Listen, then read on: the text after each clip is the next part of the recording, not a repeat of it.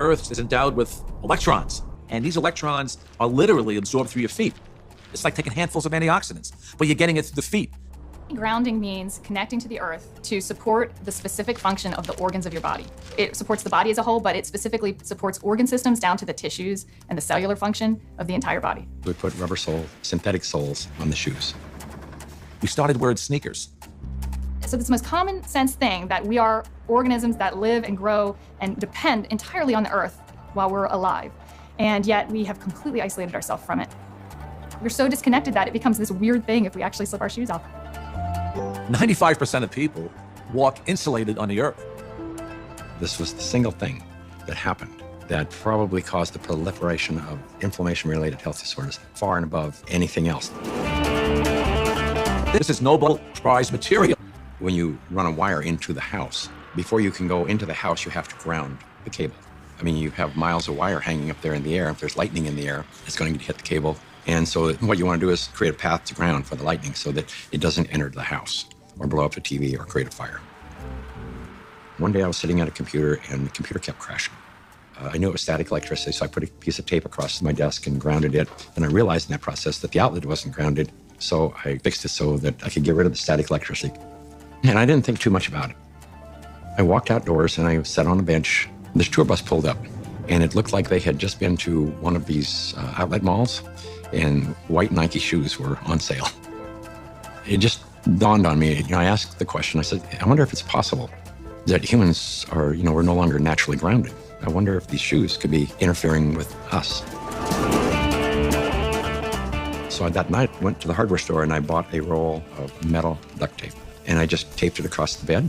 I threw a wire out the window and it had a ground rod outside. I connected to the ground rod on one side, connected to the metal duct tape that I had laid on the bed. So when I laid down on the duct tape, I was like grounded because it was connected to the earth. I woke up the next morning and I thought, holy cow, there's something going on here, because normally for me to go to sleep, I had to take Advil. So I tried to find out what I could. The internet was hardly anything. This is back in '99. Went down to the University of Arizona into one of their medical libraries, and there was nothing. And in fact, I even tried to find the cause of chronic pain. The cause of MS was unknown. The cause of arthritis, unknown. They didn't know. Nobody knew. So I ended up having to put together my own study, and we grounded 60 people, and the reports that came in were unbelievable.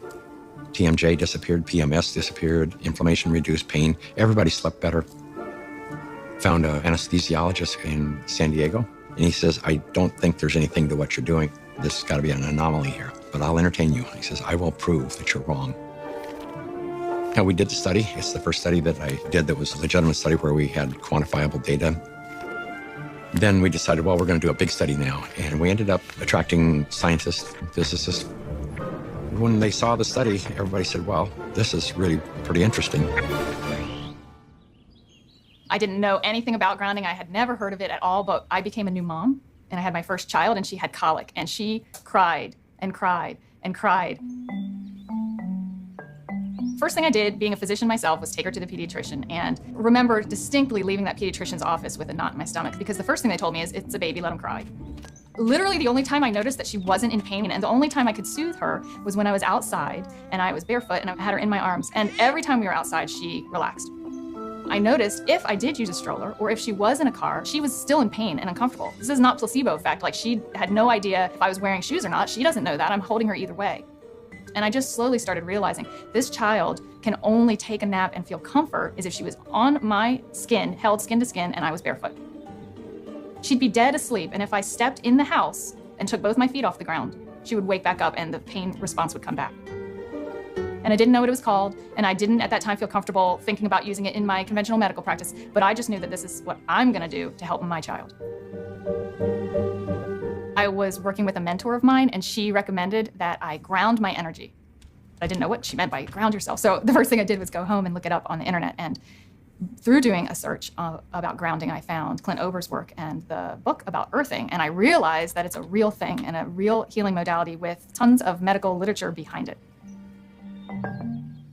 I first learned about grounding maybe 12, 13 years ago through one of the trainers for the Tour de France team from the US, and he was using it with many other athletes and with surprising results. And I think the surprising best summarizes my response to it, because it didn't seem to make sense. I think I became a believer once I started to explore the science. If If you take a microscope and you look at a piece of wood and you go down, down, down, all of a sudden there's nothing there. There's molecules, but they're not even connected. What's holding them together? What's the force that's holding everything together? Our body is electrical. This is all electronic equipment. The heart, the lungs, the brain. I mean, this is electrical equipment. It's all electrical. Everything is electrical. Unbeknownst to us, we live inside a battery.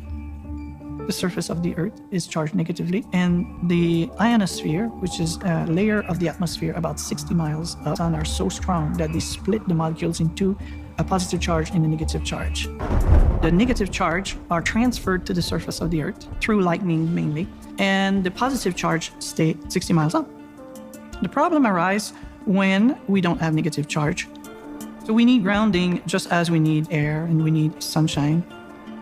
Stephen Sinatra, who was a cardiologist from back east, was attending a convention. We sat down with Stephen and told him the story of what I was doing. Now he said, well, if you're affecting pain, he says, you need to be researching inflammation. You don't have arthritis, you don't have cancer, you don't have all these health disorders. What you have is chronic inflammation. We have so much inflammation in the body, and it comes out in illnesses. We go to a doctor with all these complaints, but a lot of it is silent inflammation, including my specialty, heart disease. Heart disease is an inflammatory process. So how do we reduce inflammation? Inflammation is produced by neutrophils, which is a white blood cell. You have an injury, you have a damaged cell. And so these white blood cells come over and they encapsulate the damaged cell and they release reactive oxygen species, which rip electrons from the damaged cell, and that destroys the damaged cell. If there's not enough free electrons there to reduce the remaining radicals, they're going to steal an electron from a healthy cell, and in the process, damage it, does the same thing, eliminates that cell, and then you end up with a chain reaction.